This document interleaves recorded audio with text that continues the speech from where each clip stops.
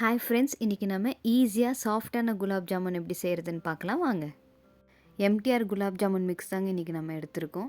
அதை ஒரு பாத்திரத்தில் சேர்த்து கொஞ்சம் கொஞ்சமாக பால் ஊற்றி மிக்ஸ் பண்ணிக்கலாம். சப்பாத்தி பதத்துக்கு வரட்டும். மாவு சாஃப்டாக இருந்தால் தான் நமக்கு ஜாமுனும் சாஃப்டாக இருக்கும்.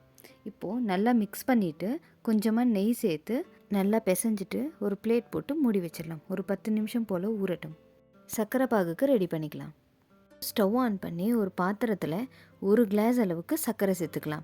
அதே அளவுக்கு 1 கிளாஸ் தண்ணி. சர்க்கரை நல்லா கரைஞ்சதும் அதை இன்னொரு பாத்திரத்தில் ஃபில்டர் பண்ணிக்கலாம். சர்க்கரையில் தூசி இருந்தால் நமக்கு தெரியாது, அதனால தான் நம்ம ஃபில்டர் பண்ணிக்கிறோம். இப்போது சர்க்கரை பாகு ஒரு 10 நிமிஷம் போல் நல்லா கொதிக்கட்டும். ஒரு கம்பி பதம் வந்துருச்சுன்னா ஸ்டவ் ஆஃப் பண்ணிவிட்டு 2 ஏலக்காவை பொடி பண்ணி சேர்த்துக்கலாம். ஸ்டவ் ஆன் பண்ணி ஒரு பக்கம் எண்ணெய் காய வச்சிடலாம். இப்போது ரெடி பண்ணி வச்சுருக்கிற மாவை சின்ன சின்ன பாலாக செஞ்சு வச்சுக்கலாம். எண்ணெய் நல்லா காஞ்சதும் ஒவ்வொன்றா சேர்த்து ஆரம்பிக்கலாம். மீடியம் ஃப்ளேம்லேயே இருக்கட்டும். ஹை ஃப்ளேமில் வச்சோன்னா மேலே சீக்கிரம் வெந்துடும், ஆனால் உள்ளே ஒழுங்காக வேகாது. அப்பப்போ திருப்பி போட்டுக்கலாம், அப்போ தான் எல்லா பக்கமும் ஒரே கலரில் இருக்கும்.